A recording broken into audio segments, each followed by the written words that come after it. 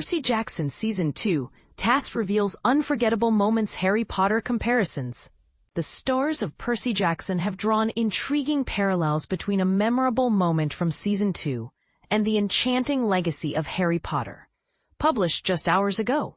In a recent conversation at San Diego Comic-Con 2025, Collider's Perry Nemiroff engaged with the talented cast of Disney Plus's Percy Jackson and the Olympians as they prepare for the much-anticipated Season 2.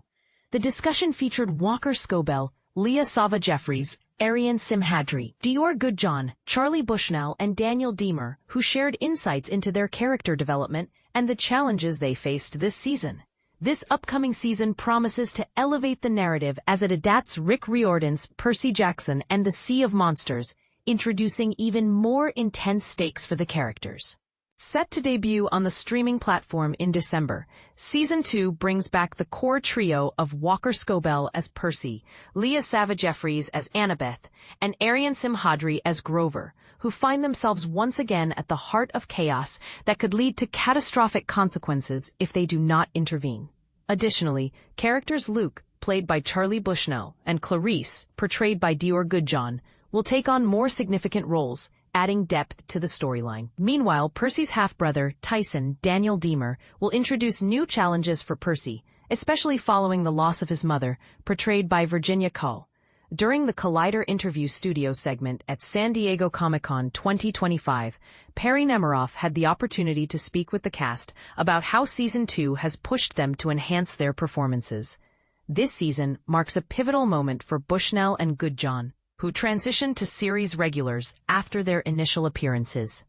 Deemer elaborated on the cinematic magic involved in bringing a character like Tyson, described as a baby monster, to life, while the cast reminisced about the joyful moments they experienced on set. Percy Jackson Season 2 delves into more intricate themes. As the storylines become more serious, the actors have evolved alongside their characters. Perry Nemiroff, Walker, Leah, and Arian, let's start with you three. I must say, you delivered outstanding performances in Season 1. But I love how each new season allows you to challenge yourselves further. Can you share an example from the Season 2 storyline that pushed you to elevate your acting skills? Leah Sava-Jeffries, I truly feel that my acting has expanded significantly. Reflecting on my younger self, I was quite bubbly, but before landing the role of Annabeth, I was more stubborn and reserved, much like her character in the first season. As I immersed myself in the industry, I began to break free from that mold. It's been exciting to explore Annabeth's growth in Season 2. I've mentioned this countless times, but you'll see her start to open up more this season, revealing a different side of her. It's been a substantial challenge and a lot of transformation, especially since we're moving from a season where it was just the three of us, along with Luke and Grover. And Thalia was, well, she was a tree, but still. Dior Goodjohn, she was indeed a tree. Jeffries, a living tree, thriving at that. Goodjohn, she was doing well, as a tree. Jeffries, so stepping into Season 2 has brought about significant changes, and I relish the challenge. A special shout-out to Mr. Andrew McIlroy, he's incredible. Walker Scobell, every season the writers raise the bar. Our characters confront more intricate ideas and situations. For instance, my mom is gone. That's a huge deal. It's straightforward, but it's also profound. I can't quite articulate it. You know what I mean? Arian Simhadri, there's not much nuance in that situation. I completely understand. As our characters navigate adolescence, they encounter increasingly complex issues. Like Walker mentioned, his mom's absence feels like a death to him. It's very clear-cut, but it becomes more complicated as the story unfolds. Scobell, we've repeated that so many times. Simhadri, his mom's death lacks nuance until more details come to light for Percy. But in Season 2, there's a whirlwind of events right from the start, especially with the introduction of Tyson into Percy's life. Luke and Clarice step into the limelight this season. By the end of Season 2, everyone will have a twisted reason to love her, and I can't wait for that. Charlie and Dior, you both are stepping into your first season as series regulars, which is a significant milestone. Can you share what this opportunity means to you and how having a larger role in the production has allowed you to achieve more this season compared to the last? Charlie Bushnell, This season we had the chance to be involved in the preparation process, which was fantastic. Good, John. Absolutely. It was transformative. We spent about 3 weeks preparing before filming began, focusing on stunts, collaborating with our acting coach Andrew, reading scripts, and engaging in team-building activities. This helped us gain a deeper understanding of our characters and fostered chemistry among us, breaking the ice so that by the time we started filming, we were all comfortable with each other. It was wonderful. Even when we weren't filming, we often came to set just to be there together. Good, John. It's true. This year was life-changing for me. It shifted my perspective on how I approach my work and life in general. We often say that Andrew is the most amazing mentor and acting coach. For Charlie and me, this season allowed us to peel back the layers and delve deeply into our characters' motivations. There are no true villains. Everyone has justifiable reasons for their actions when you examine their backgrounds. I'm particularly excited about Clarice's character arc and understanding her emotional depth this season. Perry Nemiroff, in your journey to understand her better, what would you say is the most significant difference between your initial perception of her and who she has become in Season 2? Good, John. During my audition, I conducted extensive research on Clarice, since there isn't much material in the books to draw from. I explored Reardon Wiki and various sources to gather information about her. I was aware of her character arc coming into Season 1, but the most notable change is that in Season 2, Clarice is portrayed as a fully developed and complex individual with her own motivations. You'll get to explore her psychology and the experiences that have shaped her. One of my favorite scenes to film this season was with Adam Copeland, where you can see years of trauma laid bare in a beautifully written moment. It's a scene that allows viewers to finally understand her, and I personally relate to her journey. That's one of the main reasons I was thrilled to take on this role. I believe many viewers will find her relatable. We often love to hate her, and I do too. But I think by the end of Season 2, everyone will have a twisted reason to love her, which I'm really looking forward to. I hope they release Tyson Time. Daniel is a fan of movie magic. I'm curious about the behind-the-scenes process of portraying a Cyclops in the final product. Daniel Deemer. Honestly, they made it incredibly easy for me. The technical aspects are minimal. There are no markers or anything. I just show up on set, and all the magic happens in post-production.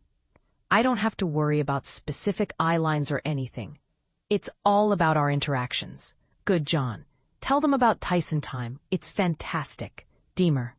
After each scene, the process of merging my two eyes into one relies heavily on capturing the lighting and environment accurately. This way, when they apply the computer-generated effects, they have all the necessary information. So as they're each scene, I get bombarded with questions, and I have to turn and look in various directions so they can capture my eyes from every angle. We've had some fun moments during that process. Perry Nemiroff. That sounds incredible. It seems to make the process seamless for you. Deemer. Exactly. The seamlessness is fantastic because it allows me to delve into the complexity of my character. Playing a character like a baby monster is a significant departure from my usual roles, so it gives me a lot of creative freedom. Scobell. I hope they release Tyson Time. Good, John. They absolutely should. Deemer. I hope not. They'd ask some bizarre questions to capture the emotions I was feeling that day. Good, John. Andrew asks the wildest questions. Simhadri, like inquiries about Tyson's backstory. Bushnell, it's a really cool experience for all of us. Deemer, yes, the show itself already brings so much to the table, so this is just an extension of that. It's been a lot of fun. Reflecting on our dreams of acting. As we wrap up, I want to ask one final group question. Creating television is challenging, but I love highlighting the joy that can be found in the process. Can each of you share a specific moment on the set of Percy Jackson Season 2 that brought you immense joy as artists? Simhadri, what a lovely question. Jeffries, that's an amazing question.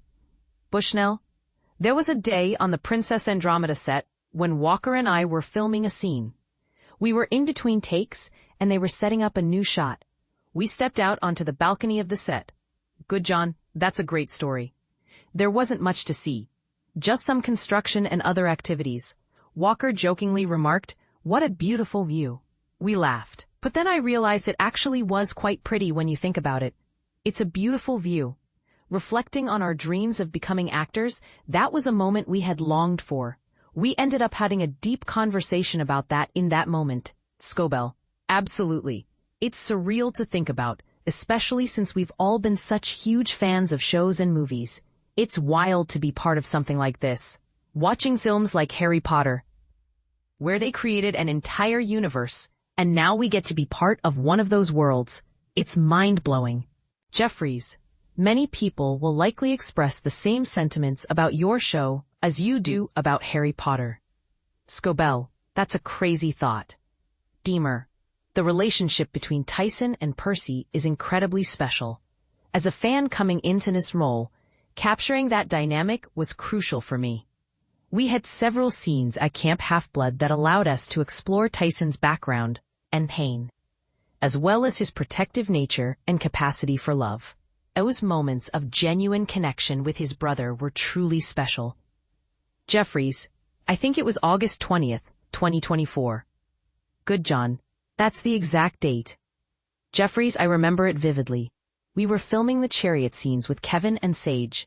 The armor we wore was quite restrictive, making it difficult to move comfortably. Good, John. I know what you're about to say. That's such a sweet memory. Jeffries, we couldn't sit in our usual director chairs. So we decided to lay our cozy jackets on the floor and all lie down in a line together. Good, John. And they took a nap. Jeffries, we literally fell asleep. Then we woke up and shared a granola bar, chatting while looking at the tent above us. Since we were in a cast set, we couldn't see the sky, so we remarked, "Wow, look at all that." We were surrounded by the forest set. Simhadri, it's tough to pinpoint just one moment. It's not always the big events. It's the little moments that create that picture-perfect image we all envision of being on set. I recall one day, I'm not sure if I was working or interning, but it was right after A Complete Unknown was released. Charlie and I had both seen it, and we had karaoke Fridays at Crafty. Good, John. I was going to mention karaoke too. Simhadri, yes, Charlie and I performed a duet of It Ain't Me Babe, and it was magical. Bushnell, I think it's on film. Simhadri, it probably is. We spent about 30 minutes belting out random songs together. It was such a blast. Good, John. I'd have to say that too, but with a twist. It was the last day of filming, and it was cold and late at night. You'd expect everyone to be tired and grumpy, but the atmosphere was so joyful because we all genuinely care for one another, from the cast to the crew. I remember stepping outside, and while it wasn't snowing, there was ice on the ground. Everyone was doing karaoke, and Chris from Crafty started singing an Adele song. Then everyone joined in, and Leah took the mic. At one point, we were playfully reenacting the Drake and Kendrick Lamar feud in real life. That moment, being together in the freezing cold late at night, with smiles on our faces and happiness in our hearts, is something I'll never forget. Mark your calendars. Percy Jackson and the Olympians Season 2 is set to premiere on Disney Plus on December 10th. Catch up on Season 1. You can stream Season 1 of Percy Jackson and the Olympians now on Disney Plus. Walker Scobell talks Percy Jackson Harry Potter comparisons. Walker Scobell embraces Percy Jackson's Harry Potter parallels. Being part of such a magical universe is mind-blowing.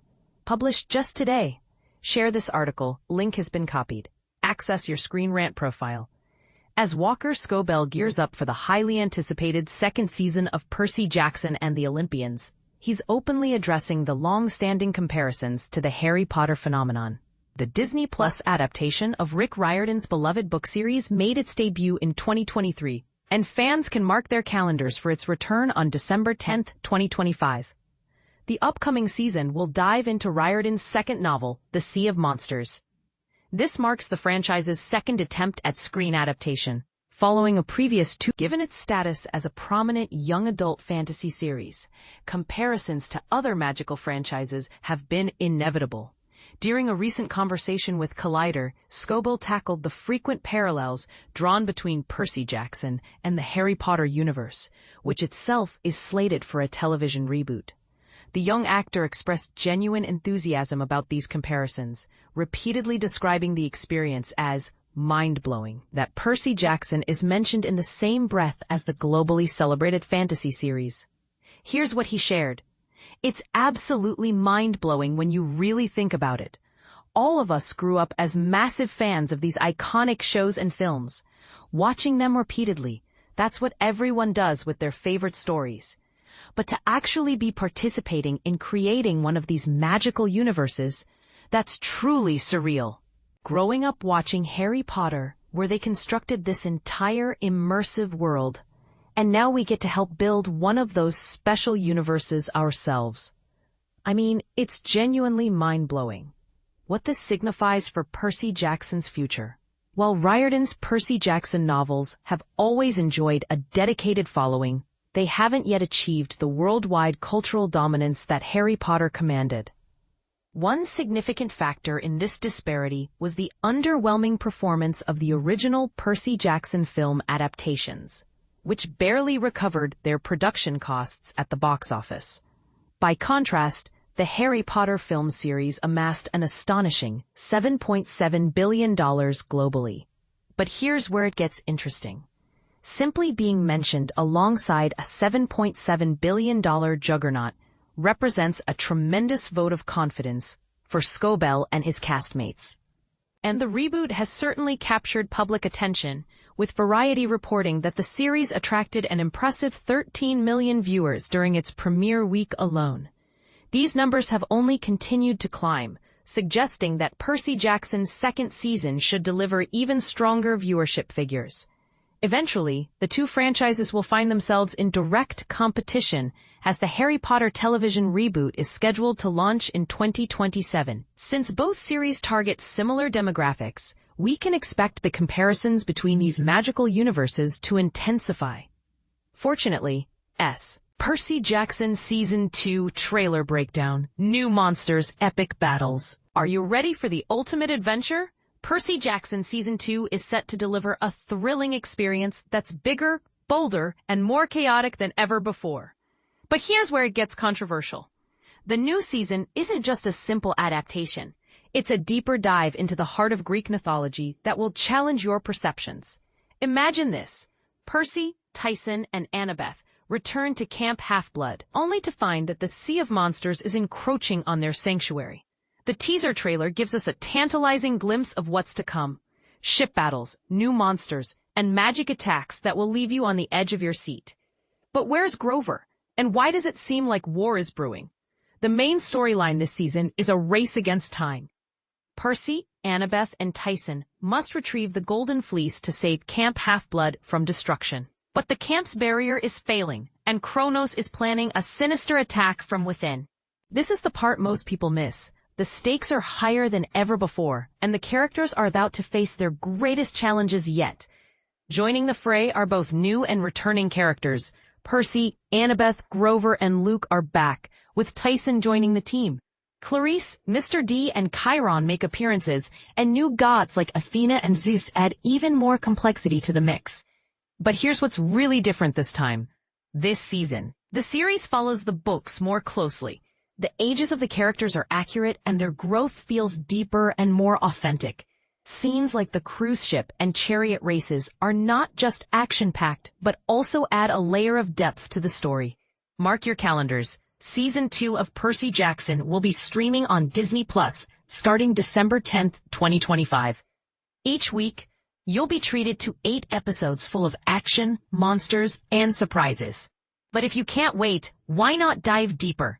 Check out the full breakdown of the cast, plot, release info, and hidden surprises in our exclusive Percy Jackson Season 2 article.